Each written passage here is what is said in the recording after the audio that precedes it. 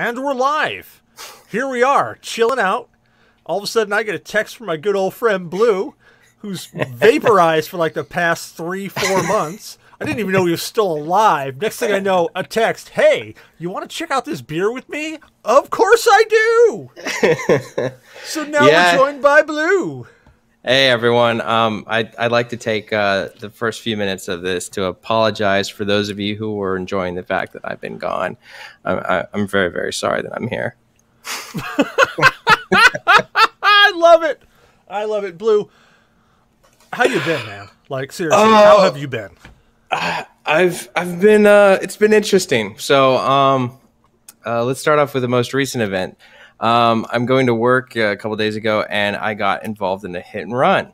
Someone bumped my car, not paying attention to how they are supposed to turn. And at the end of the day, like, there was minor damage. I just really ticked me off because they ran off.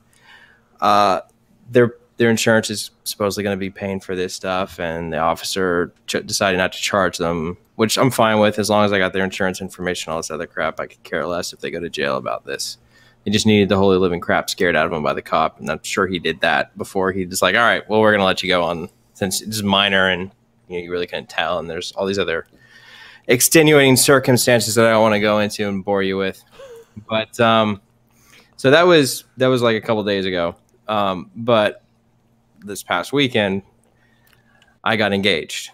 Woohoo! So, yeah, Brittany and I are now engaged, and she was surprised. She didn't know anything about it. I made this whole big deal that I can't afford to do this. This is not in the budget, and I got this big exam coming up at, as you all know, that's why I haven't been on the show. And so she's not even expecting it to happen. She was thinking like after the exam, she was thinking like later in the year, because I'm making all this big deal every time she brought it up. Like, I can't do that. I can't afford that. I'm so sorry, but it's just. So she got a nice little surprise. Well, it turns out that, again, I'm an ordained minister. So, hey, nothing says no like marrying your friends. Mm-hmm. Yeah, nothing like that. We'll see. Oh, I'll be ragging on you on that until the day of. I'll be standing up there with the guy you actually have, and I'll be going, no, I'm here for this. No, they're not paying me. I don't care that they're paying you. They're not paying me. This is how this is. Yeah, that'll be funny. So that's been going on, and then I've just been like really busy, just like studying for this professional license exam I've got, and it consumes a lot of my time. And you are going to kick ass. That's what I'm hoping. I got advice last night from the guy that was teaching our review course, and he's just like, "You got 2 more weeks. My advice to you is keep pushing." So push it. After I get done with this, I'm going to get right back to it and just keep going until April 5th. Take the exam, and then I'm free until I find the results out. And then it's just pretty much sweating up till then. Yes, pretty much. But yeah, how have you been, sir?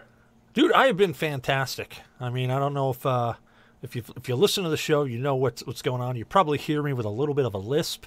That's because I've got I got a new we're going to call it a cybernetic implant called the Black & Decker Pecker Wrecker. Is that what you're going to refer to it as? Oh God, yeah. I've called these things everything from rice catchers to Black & Decker Pecker Wrecker to oh God, what the hell is that? Oh, I called them an epilator once. You know what an epilator is, right? No, I don't. An epilator is actually a device that is designed to pull the hairs out instead of shave them. Ooh. So now I want you to imagine in your head why I would be pulling hairs out with my teeth. No. Okay. So I've been naming these things everything you possibly can because I can. Yes, you do that. It'll be all worth it in the end. God. Yeah, it will be. Yeah, it's a long road. I honestly haven't been listening to the show. I can't listen at work because I always bust out laughing. and it starts to annoy my coworkers when I start giggling constantly. And it's just with all this studying, I haven't had the time to. You just got to turn it up so that they can hear it. And you'd be like, look, yeah, that's when I'm going to get in a lot of trouble. Yeah, that's where you just go, see, now I just listened to this. I don't associate with these people. Why did they just mention Blue? Isn't that your old nickname, Blue? No, different Blue. Completely different person. Yeah. I'm sure I'll get HR called on me with some of the crud that you guys say. Not safe for work. Not safe. Yeah. For work. Actually, I think the last episode we went from talking about the Master Chief Collection to talking about porn. And then, yeah, it just went downhill from there, to be perfectly honest. You guys need to get back on track. Well, we don't have our guide, man. We don't have our Blue there. I know. Don't have our Blue.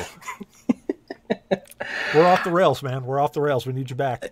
Yeah, I miss you guys. It's I'm looking forward to getting back to it. But well, let's get on to what's going on here. You are going to be trying one of my favorite IPAs. Yes. Well, not your favorite. Not your favorite. Well, one of. Close of it. Close. So tell us.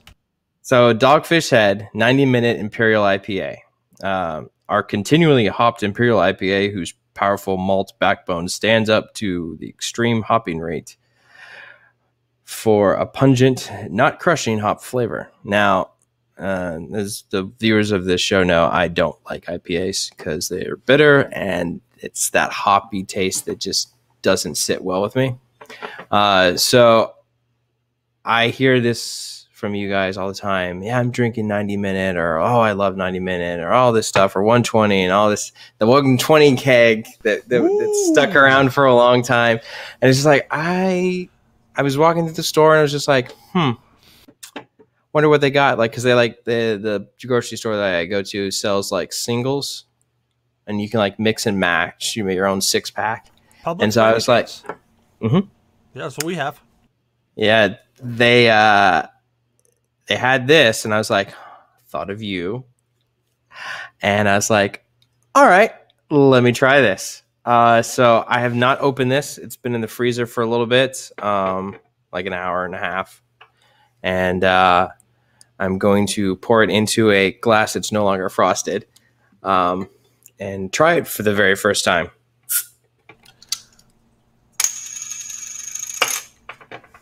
So let's see here. Good, there's frost coming out. All right, now first up, before you stick this in your face, give her a good smell. Tell me what you're getting right from that first, because the smell is one of the most important things of the taste. You got to get that first. Okay, so.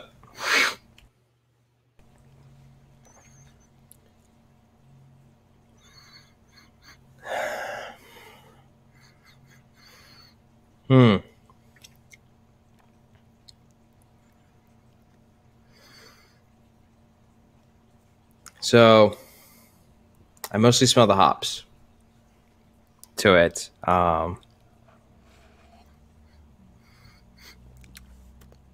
Not a whole lot of other flavors come out as much as the hops do in this, at least for me. And I probably just don't smell things very well. Are you kidding me? With that nose, you can't smell things well? I don't know. It's just like I thought it would like smell more than this. I'm just like, I got my mouth open, like I smell mostly the hops. I got my mouth open and everything. Well, yeah, because like I've heard like if you open your mouth, like it makes you taste things better. So I mostly smell the hops from it.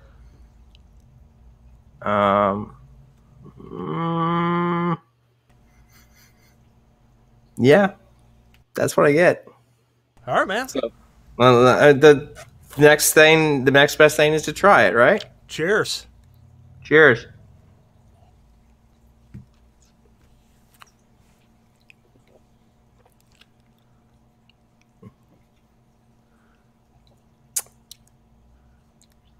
Wow. Okay. So that's good. Really? At first. I was gonna say. At first, that was actually kind of good. And then I had that slight bitter taste. And that faded real fast. Uh-huh. So, let's see.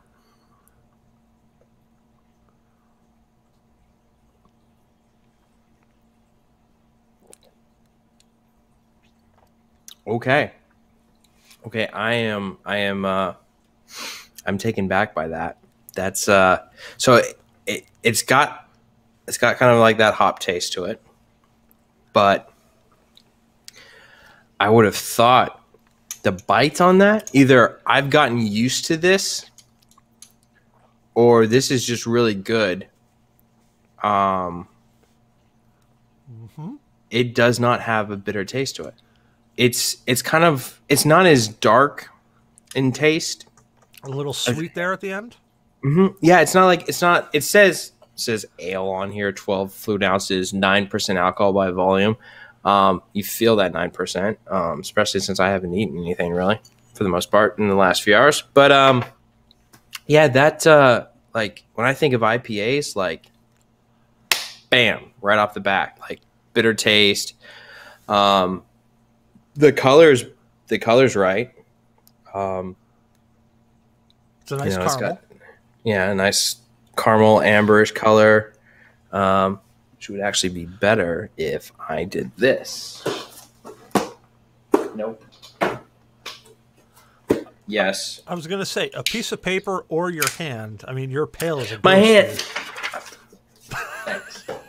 Okay. You live so I'm gonna have to cover up some of this glass because this glass has my company's logo on it, and I'm not mixing and matching fun. But yeah. It's got a really nice color from here. Yeah, it's I mean, I got a little bit of light. There's not a whole lot of light coming in here, like shining directly through it. But I mean, like, it's got a nice caramel color to it, and I think it could do with more of a caramel taste. I would like that, but I wouldn't. So I always talk about things like the wheat beers, Blue Moons, the easy ones to drink. They got like a sweet taste to it. This is more like the ale, not sweet. It's what is it? I think you always refer to it as mouth feels good. It's got that nice, it sits on there. It's not really like non-offensive.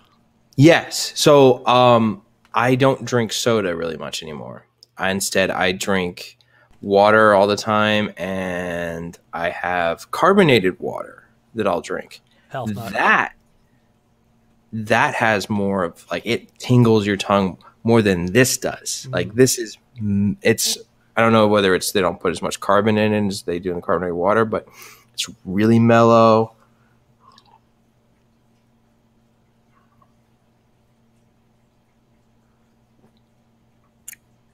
Yeah, it doesn't bite. It's surprising, isn't it? Especially for a higher ABV. Yeah, really surprising. Like, I was thinking, all right, I'll buy one of these. If I really can't finish it, what I always do is I don't like wasting things, so I've always remedied things. So like a beer will get remedied by not by like adding something to it. So I think I made a mojito once. That video never aired because it's not really the best. I need to redo that video. I'm gonna do this one day, folks, but I've done it before with an IPA and mojito ingredients.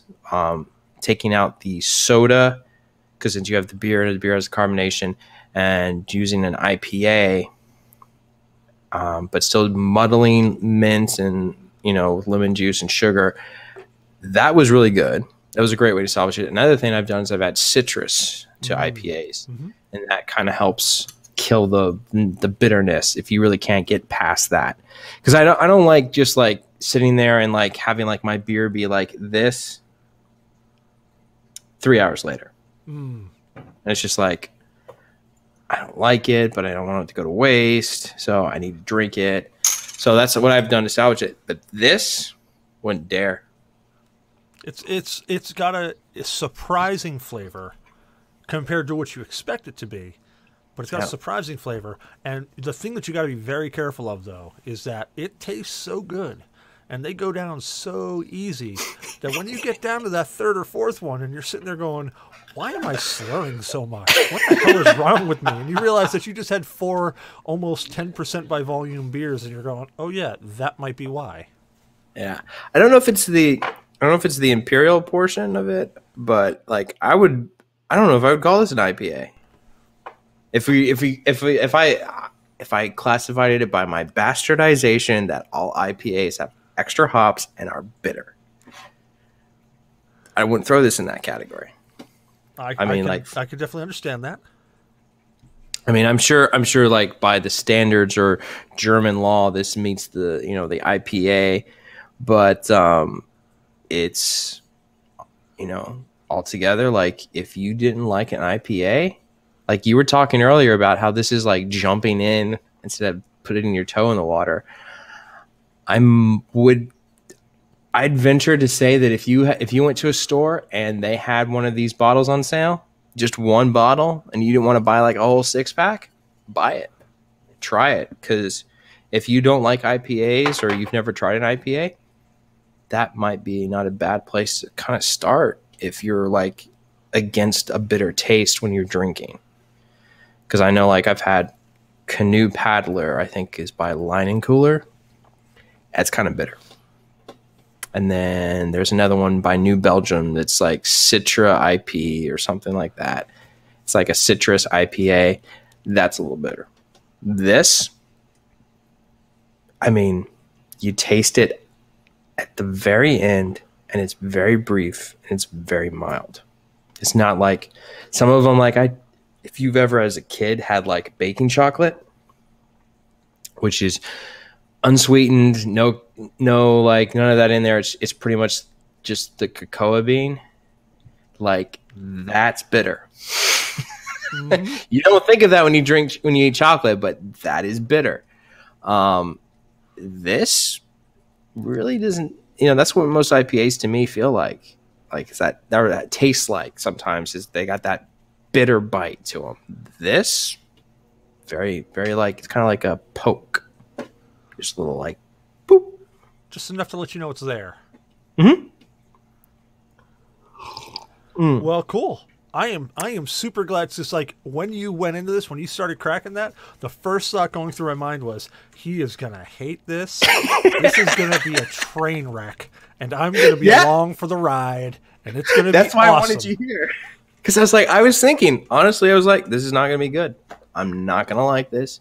I'm gonna be like, oh, I gotta drink it, and I'll drink it, or I'll salvage somehow. Like I'll add something to it to make it better. And I got that idea because I went to a bar once, and they did cocktails with beer, and it's kind of an interesting thing. Like you got to pair them right. Like an IPA is good for like as a substitute for like rum and vodka because they're like lighter on the spectrum, and then like darker beers are good for like darker rums or like whiskeys, or would be substituted by an ale maybe, and it's a little bit of the taste, but this is definitely not one that I would mix. If I had to salvage it, I would not mix it. I just drink it as it is. But what I want to know, since I sent you a care package recently, I want you to talk about I want you to talk about the 2 items that I sent you: the Screaming Reels and then something else. Okay, I can definitely talk about that. So I was actually just drinking the Screaming Reels, and there's a little bit of a gimmick behind this. So I'm going to explain that too. So the Screaming Reels, it comes in a can. It's a Screaming Reel IPA. It's made by Saltwater Brewery. It is labeled as a tropical bitter hoppy IPA. So the first word or the second word there is actually what scared me when I first saw this, which is bitter. And typically, because it said bitter on the side, I would have passed right by it. I don't like bitters. I've never liked bitters. I haven't found, and I say I've never liked bitters because I've never found a bitter that I liked until I got over here to the Screaming Reels. So I don't know whether this is considered a bitter, an IPA, or a combination or an amalgamation of both, but that's what it reads as. Now the gimmick behind it is that it actually comes with the 6-pack holder. And the 6-pack holder is biodegradable. So it's designed to be completely biodegradable. So it's not one of those plastic ones where it's got the rings around it that, deform turtles and choke ducks and, molest baby sharks and stuff like that. It's completely biodegradable. So that was a cool thing that we saw. And actually my wife, if you're in our Discord, Lex, or Ellie Xavier, she found an article on this, which made me go, wow, that's really interesting. And she said it's out of Florida. So, of course, as soon as I heard that, I got in touch with one of the very few Floridians that I know, happens to be Blue Shark, and said, Blue, can you hook me up with this? And after a lot of convincing and there may be some promises of blowies and had to bounce it off of Canada and then New York and then California just so it would make it here and they'd never know he sent it. He actually sent it to me. In the legal aspects. So he delivered it to me. We're gonna put it that way. So there we go. It was really cool because I got it and I'm like, oh cool. So I threw it in the fridge and I chilled it out because I was reading it. It says serve chilled. It's like, all right, cool. I'll drink it chilled, And I gotta say, this was a very, very surprising beer for me. On multitude of levels, because as I said, it said bitter on the side, so I went into this with my mind set of going, I got it for the gimmick, I'm going to talk about it, but hey, I don't like every beer that I try, so I'm going to give my honest opinion on it. And the first hit, the aroma is a bitter. It's a full bitter aroma with a little bit of hoppiness at right the end, and it's like, okay, I gotta make my way through this. The attack is all bitter, like right in your face, full on, like smacking you in the face with a bitter palate. It's like, okay. Immediately after that, it turns into the citrusy grapefruit notes of an IPA. And it literally, as it washes over, it morphs from this bitter flavor that you're like, ooh, bitter, to, wow, that's a really decent IPA with almost hints of almost floral hints to it. And then the finish on it, as it washes straight down and you get that finish, you get that on the back of your tongue like a bitter, the back side of your tongue like it's a bitter, with this full-on hoppy skullfuck. Like it's almost... It's disconcerting is what it is, because your brain says this is a bitter and your tongue says, no, it's not a bitter. It's an IPA.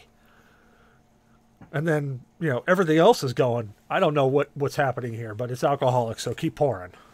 So the first one went down very, very peculiarly because I wasn't expecting it and I was trying to get used to it. And as I went through and made my way through the 6-pack, it grew on me more and more and more. The more I drank of it, the more I liked it. So it's not my top IPA. However, if I'm going to consider it a bitter, it is my top bitter. Now, the second thing you sent me was a little plastic baggie, a little pouch, about yay big. And it was full of some very, very special substance. It was full of some sriracha chicken jerky. Yes. And I've had a chance to eat a piece now. Unfortunately, because I've got the Black & Decker Pecker Wrecker installed. Damn it. It makes it very difficult to eat anything that's tough. So I either have to do one of two things. The first thing is I have somebody else eat it and then vomit it into my mouth like a baby bird. Okay. Which I found it works very, very well. It chews it up, it digests it for me. It's very soft and goes right down. I get a lot of the flavor. And plus, I don't have to digest it nearly as much as I would a normal piece of food. Or, the second thing I do is I chop it up into really small pieces. like about the size of a peanut. Mm-hmm. And I shove it in the back of my face, and I gnaw on it, and I eat it like a duck. And I literally, this is exactly how I look. I go, because I can't tip my face forward, because if I do, the food will fall out of my face. Uh-huh. And I can't quite close my mouth, because as I chew, I'll go, because I have to like open my mouth super wide, because I have to have it on the way back teeth.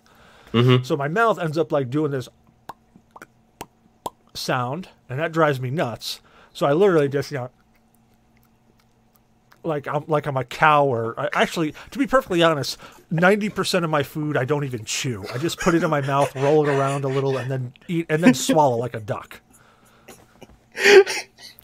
But on that note, I tried it, and it was really good. I'm glad you enjoyed. But that made me think of I think it's Miss Congeniality, Sandra Bullock. Yeah. And she's sitting down with like the guy who's like trained or tutored all of like the women who won like the Miss America pageant.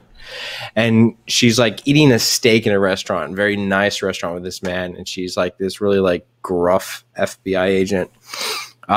And he goes, he refers to as she's chewing, like she chews her mouth closed. She's like she's like, I'd rather not look at the half masticated cow that's rolling around in your mouth right now.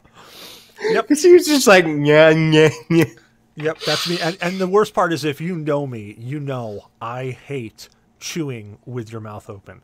I hate doing it myself. And I hate being around people who do it. And I've heard that it's like some sort of weird psychological disease. All wrong with me. Not wrong with other people. Wrong with me. But, so like people chewing with their mouth open, a pet peeve of mine. I deal with it. It's like, yeah, whatever. But, I don't do it, or I try not to do it. But yeah, now that I've gotten this cybernetic implant, it's pretty much just been chew with my mouth open. It looks like mashed potatoes or something. And I just shove it in my mouth and go... That's it. Yeah, I was like, I don't know if he can do this or not, because I was trying to remember all the things my sister couldn't eat, and this was never a topic that came up, like jerky. Well, the reason why is because right next to me is my kitchen, and right next to me, like within arm's reach, is my dehydrator that I bought. Mm-hmm. I literally was sitting around, and I was like looking at Amazon Lightning deals, and they had this thing, and it was off for like $120, $150 off of its original price. And I looked into it. It was a very highly rated dehydrator, and I was like, you know what? I've been buying jerky a lot from Amazon. Let me start making my own stuff. So I bought this thing, and I have not made beef jerky. You've made every other jerky, right? I've made chicken jerky. I've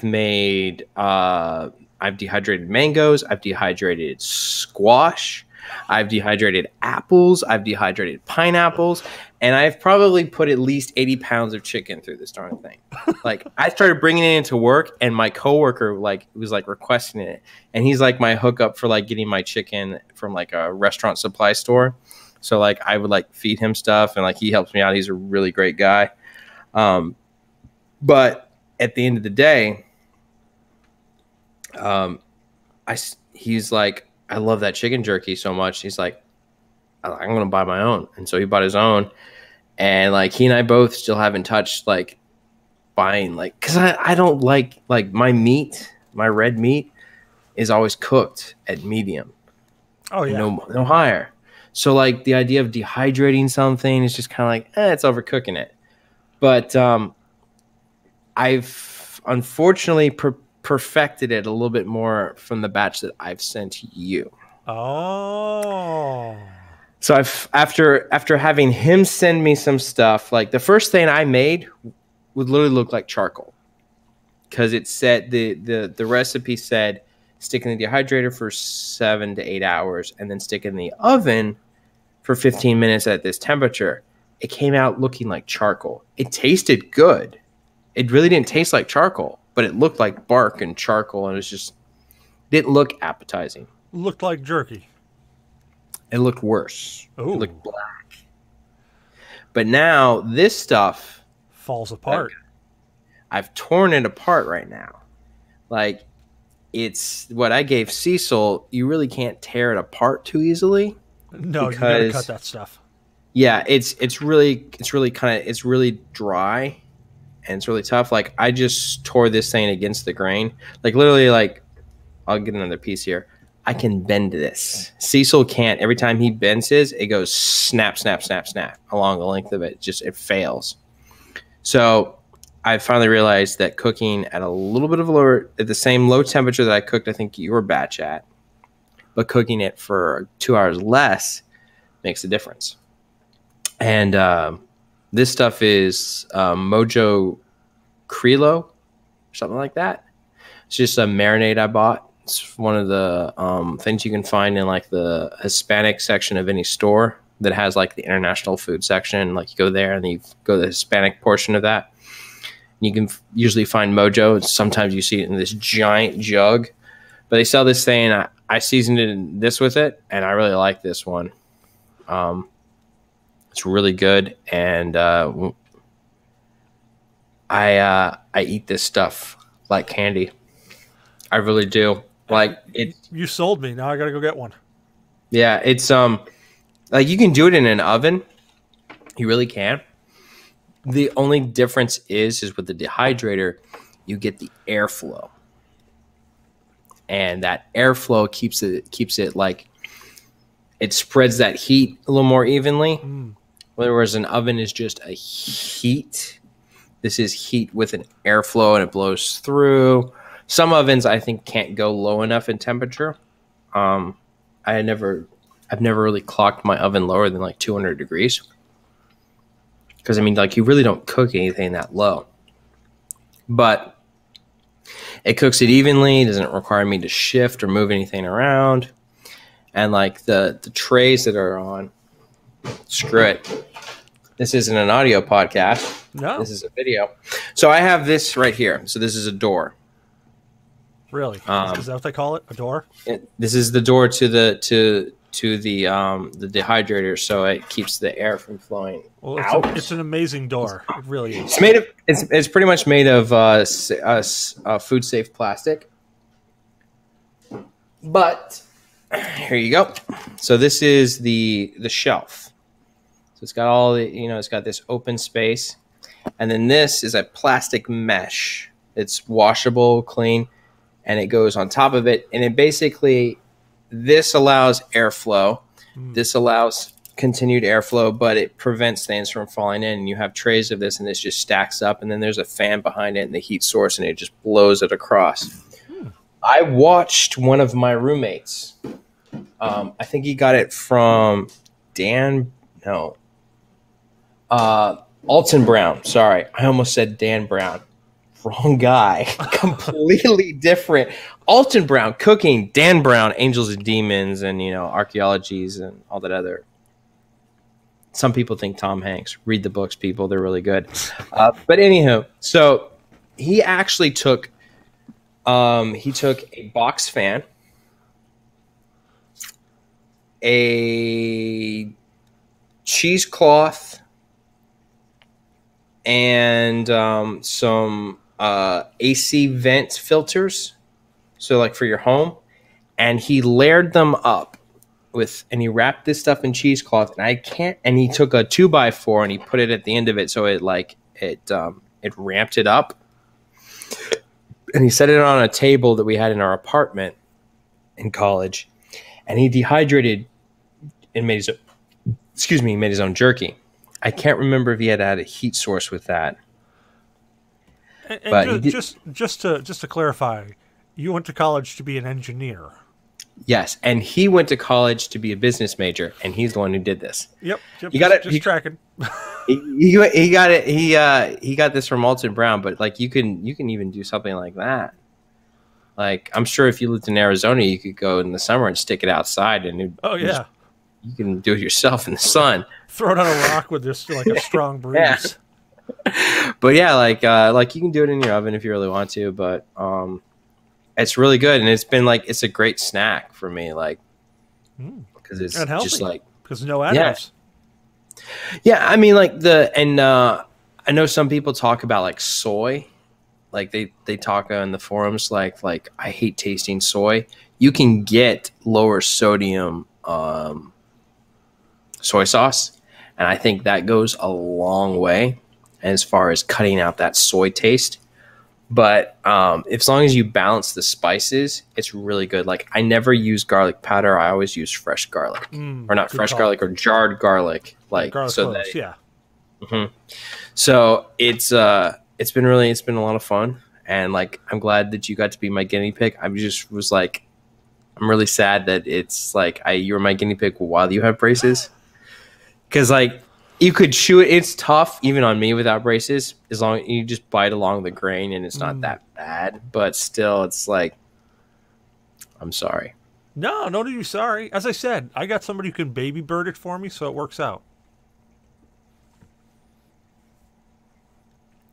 Well, on that note, Blue, thanks for coming back and hanging out for at least a little bit. We can't wait to have you back on the show. I'm looking forward to it. Mostly for the structure that we're lacking right now. But hey, can't wait to have you back on the show. And thank you for anybody who's been watching and hanging out too. This will be out there on YouTube. You can go back and view it at any point in time as you want.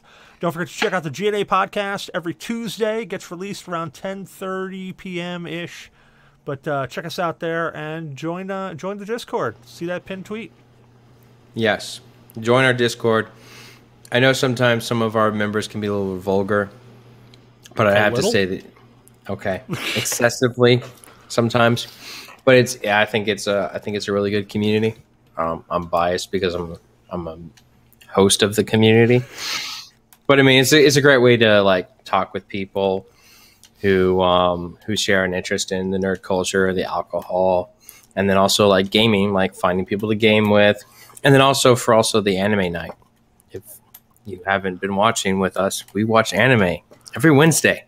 Sorry, damn it, that was when I was running it. That was when you were running it. We're watching it Sundays now, bitch. That's right, every Sunday.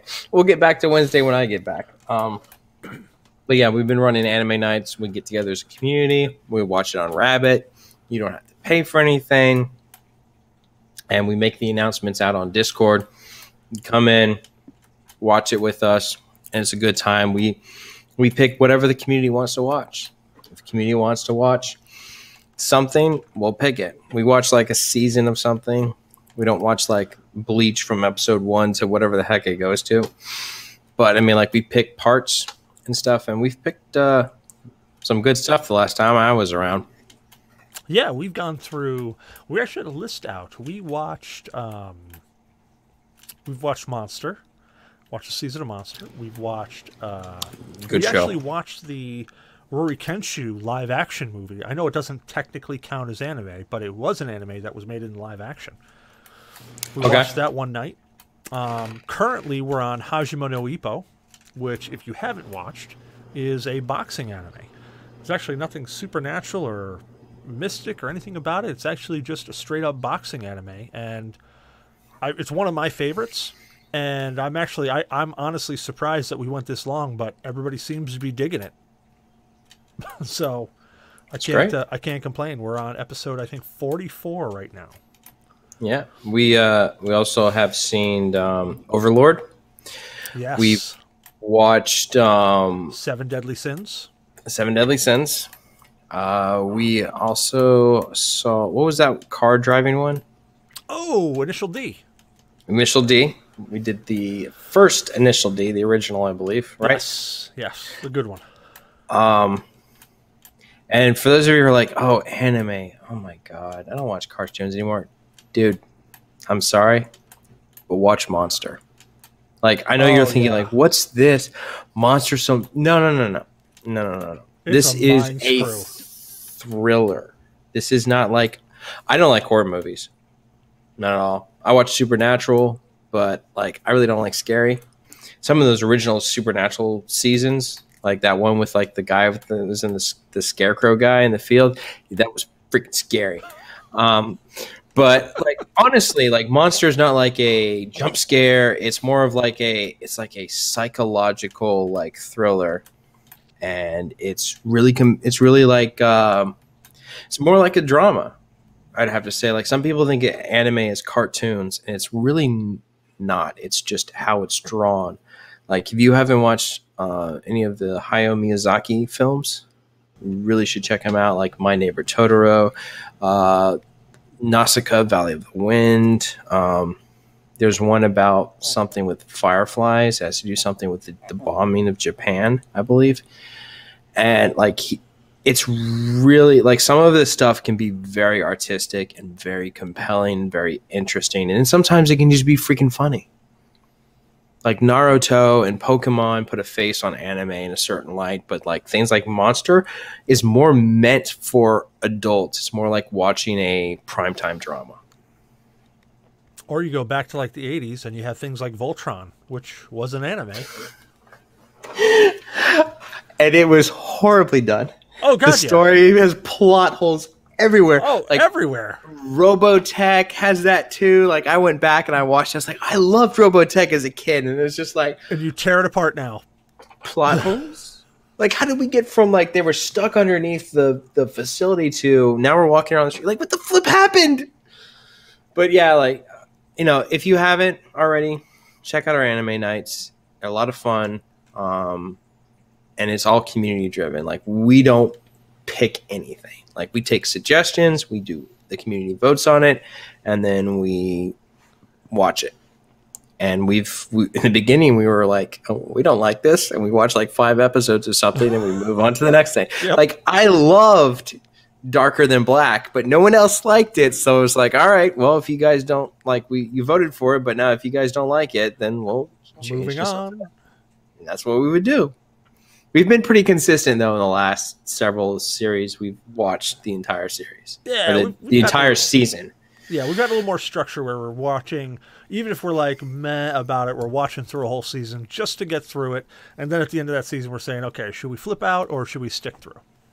Yes. So go to Twitter and go to our pin tweet and join our Discord and go to the anime channel and stay tuned every Sunday night. Join in for free. Just create a free RAB. That's RABB.IT account. And then we host, you watch. That's it. And enjoy. Yeah, that's it. You just chill out. Watch it up. We keep it dubbed. There's some great conversation that happens during it, or sometimes we just chill out and we all just absorb it in and watch it. Mm-hmm. And we do range from subbed to dubbed, so it all depends on what anime we're watching. Currently, we're on dubbed, but that's because I said, hey, look, I love you guys, but I got to do schoolwork too, so can we have this on dubbed so I can actually kind of half pay attention to it and enjoy it while I'm doing schoolwork? And they're like, all right, fine, we'll relent, we'll do dubbed. You know what you should do is you should do dubbed with German subtitles. Yes, we should. That is fantastic. I love that, actually. What the hell were we watching when we did that? 7 Deadly Sins. I was just being funny. That was 7 Deadly Sins. You're right. Alrighty, well, we got to wrap this up. Blue, thank you so much for joining me tonight. Thank you, yes, thank you. Can't wait to get you back. We're looking forward to it. And check us out. Every Tuesday night, we're getting released. Have a great night, Cheers. man.